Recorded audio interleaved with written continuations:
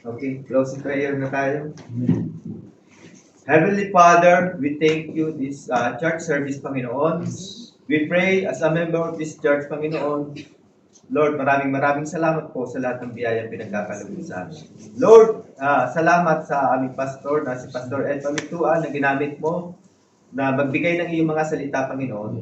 Lord, sa lahat ng aming mga natutunan sa araw na ito, Panginoon, at sa darating pang mga araw, naway isang puso namin, isa isip, at gawin namin sa aming mga buhay. Lord, maraming salamat po sa location na ito, Panginoon, na ginamit po, Panginoon, ang President's Hotel, Panginoon, na may pagpalain mo.